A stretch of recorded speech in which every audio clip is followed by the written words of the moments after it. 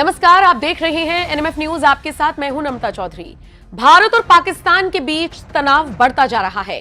22 अप्रैल को जिस तरीके से पहलगाम हमला हुआ, उसके बाद से ही पाकिस्तान को मुंह तोड़ जवाब दिया जाए, इस एक्शन की गुहार हर एक देशवासी नरेंद्र मोदी की सरकार से लगा रहा है। लेकिन दूसरी तरफ कई राज्य के मुख्यमंत्री ऐसे हैं जो अपने अपने लेवल पर, अपने अपने स्तर पर कुछ ऐसे कदम उठा रहे हैं जिनकी चर्चा हर तरफ हो रही है। इसी कड़ी में सबसे पहले बात करनी पड़ेगी महाराष्ट्र की, और महाराष्ट्र के मुख्यमंत्री देवेंद्र फडणवीस की। देखिए, आपको याद होगा जिस वक्त पहलगाम आतंकी हमला हुआ, उस वक्त कई ऐसे लोग थे महाराष्ट्र के जो कश्मीर में घूमने के लिए गए हुए थे। उन सभी को वहां से सुरक्षित निकालने का बीड़ा राज्य की, महाराष्ट्र की यानी कि फडणवीस की सरकार ने उठाया। फिर क्या हुआ, यहां से विमान भेजे गए कश्मीर, और वहां से जो फंसे हुए सैलानी थे उनको सकुशल महाराष्ट्र लाया गया। लेकिन इसी कड़ी में सबसे दिलचस्प बात जानते हैं क्या थी? ये जो विमान भेजे गए थे ना, ये सिर्फ महाराष्ट्र के लोगों के लिए नहीं थे। वो सैलानी जो अलग अलग राज्यों से थे, उन सबको वहां से सकुशल लाया गया ताकि वो महाराष्ट्र एक बार आ जाएं और उसके बाद अपने अपने गंतव्य की तरफ निकल जाएं। महाराष्ट्र पहला ऐसा राज्य था जिसने ये बड़ा कदम उठाया था कि सिर्फ महाराष्ट्र नहीं, देश के किसी भी कोने का कोई भी नागरिक, कोई भी सैलानी अगर वहां फंसा हुआ है, वो वापस आना चाहता है, तो उनके लिए ये स्पेशल विमान कश्मीर में फडणवीस की तरफ से उतारे गए थे।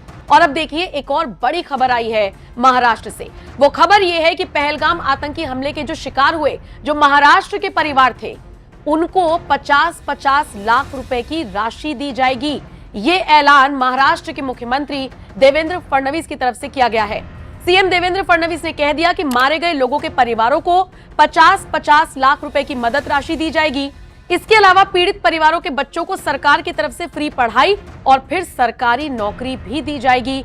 गुरुवार को कैबिनेट की बैठक के बाद फडणवीस ने यह ऐलान किया था, जिसकी चर्चा अब तक हो रही है। आपको बताते चले, महाराष्ट्र के लगभग 6 लोगों की हत्या कश्मीर के उस पहलगाम आतंकी हमले में हो गई थी, जिसमें आतंकवादियों ने नाम पूछकर, धर्म पूछकर, कलमा पढ़वाकर, कपड़े उतरवाकर उन निहत्थे सैलानियों को मौत के घाट उतार दिया था, जिनकी कोई गलती नहीं थी। ये वो सैलानी थे जो कश्मीर की वादियों में घूमने के लिए आए हुए थे। ये वो कपल्स थे जो हनीमून मनाने के लिए आए हुए थे। ये वो आम जनता थी जो भारत के स्विट्जरलैंड को देखने आना चाहती थी। लेकिन पल भर की खुशियां कैसे मातम में पसर गई, वो तस्वीरें, वो वीडियोस हम सब ने देखी, हम सब की आंखें नम हुई। और अब बारी है सैन्य कार्रवाई की। इसीलिए तो देश के प्रधानमंत्री ने हाई लेवल मीटिंग बुलाई, गृह मंत्रालय में हाई लेवल मीटिंग हुई, भागवत और नरेंद्र मोदी की मीटिंग होती है। और इस बीच फडणवीस का ये ऐलान सामने आता है, जिसमें उन्होंने कहा कि पीड़ित परिवारों को 50-50 लाख रुपए की मदद राशि दी जाएगी।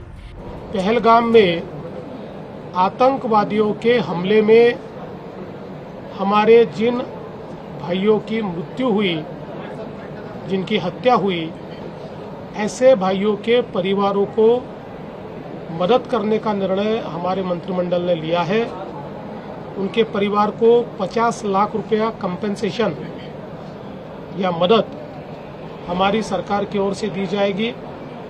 उनके बच्चों के पढ़ाई की दृष्टि से मदद की जाएगी, और साथ में जिनके यहाँ पर कोई कमाने वाला नहीं है, उनके यहाँ पर एक व्यक्ति को, उनके जो सीधे रिश्तेदार है, बेटा है, बेटी है, ऐसे किसी को सरकारी नौकरी में भी हम नौकरी देंगे। इस प्रकार का निर्णय आज हमने किया।